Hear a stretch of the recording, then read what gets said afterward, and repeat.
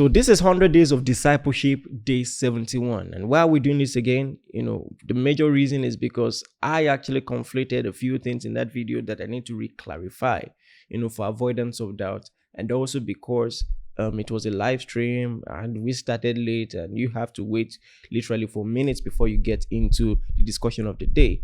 So when you're talking about church history, one of the things that you cannot rule out of the equation is the long history of Christian persecution, right from the very first, the stoning of Stephen.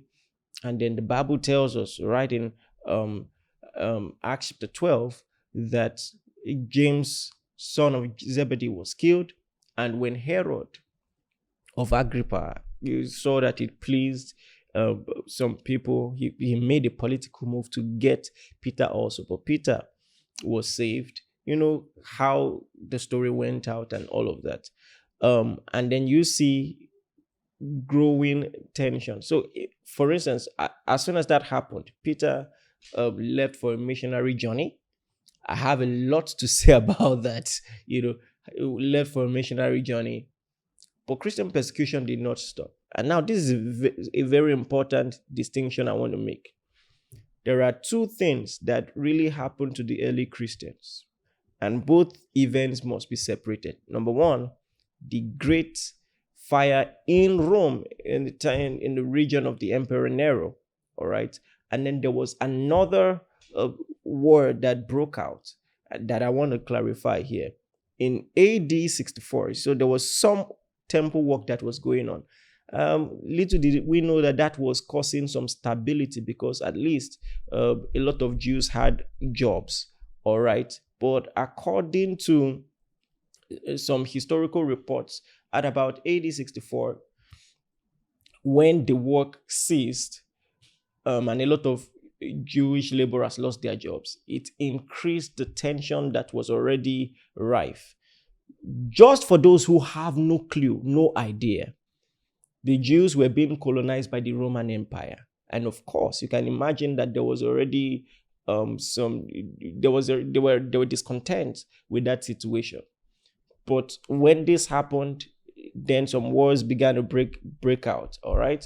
And these wars actually lasted for about 4 years, which I think is very interesting because these people withstood the Roman forces. But then in AD 70, the Emperor Vespasian's forces, Vespasian, let me spell it for you, Vespasian, all right, led by someone named Titus, broke through the walls of Jerusalem, looted and burned down the temple, destroyed so many things. Now, it is believed that this was in fulfillment of the prophecy of Jesus in Matthew chapter 23, verse 37, from verse 37. O Jerusalem, Jerusalem, the one who kills the prophets and stones those who are sent to her. How often I wanted to gather your children together and her hand, cheeks under the wings, but you were not willing. See, your house is left desolate. For I say to you, you shall see me no more till you say, blessed is he who comes in the name of the Lord. All right.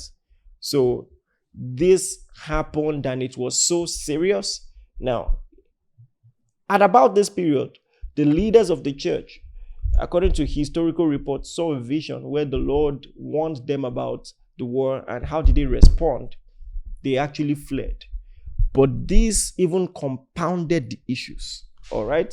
Now, at the time, remember the story. When Paul was trying to reach the Jews, a lot of them did not receive it. They were still hell-bent on practicing Judaism. So he went about his missionary journey to the Gentiles. All right. So they already had a bias for Jewish tradition. But when the church leaders, the Christian leaders left, they saw it as a betrayal. Oh, you left when there was war, right? You didn't stand with us. You didn't fight with us, and Christianity became outlawed.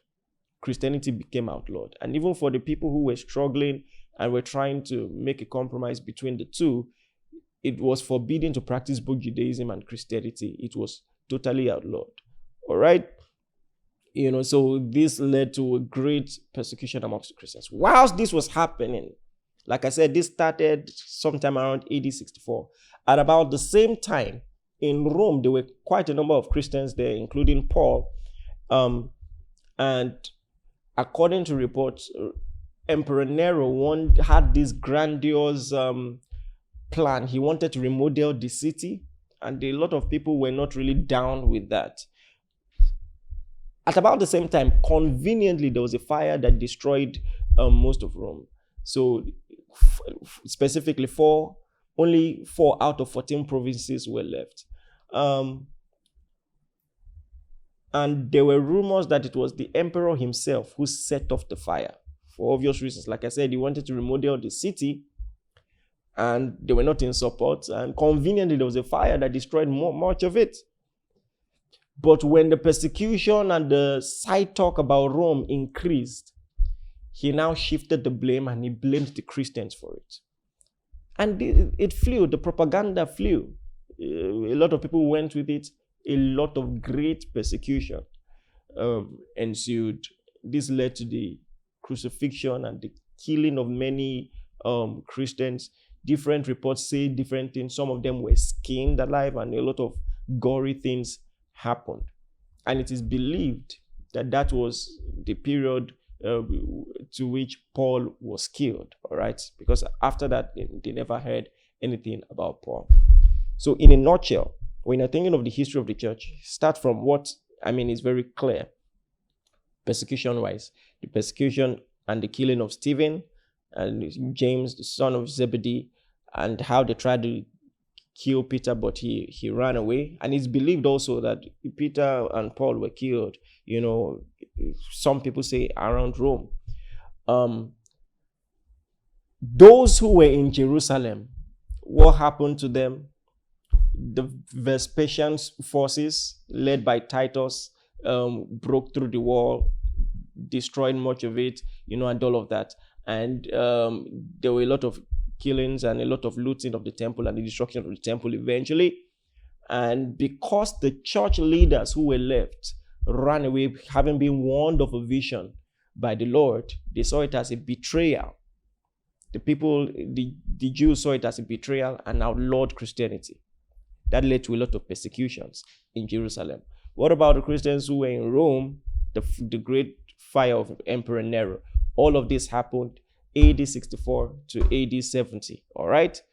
And this, as many historians will say, led to the end of the apostolic age, because much of the apostles were killed, and it led us to a new era. And it is that new era that we'll begin to talk about as we continue. I also want to say this. The same way Jesus prophesied the destruction of the temple, he also prophesied the end of the age. And as certainly as we can verify the prophecy and the fulfillment, this is also a warning, all right? It doesn't matter how comfortable the world seems to be. It has been, it's already a written prophecy. You cannot do anything about that. This world and all its glories will pass away. There's going to be a new heaven and a new earth. And I want to use this as an opportunity to tell you, number one, to be very evangelical. Tell everyone about Jesus. And if by any chance you're listening to me and you don't know Jesus, you must receive him today. All right? I hope this blessed you. I hope at least you can grasp some of the details. Because listen, I think when it comes to church history, you should know about the fire in the time of Nero, and then you should know about what happened in Jerusalem, all right, that led to the destruction of the temple in fulfillment of the prophecy of Jesus Christ himself. Like I would always say, like this video, comment on it so that the YouTube algorithm will show more people, and you can feel free to revisit this from time to time so that you just at least to a great extent know your church history. And I'll see you next time. God bless you.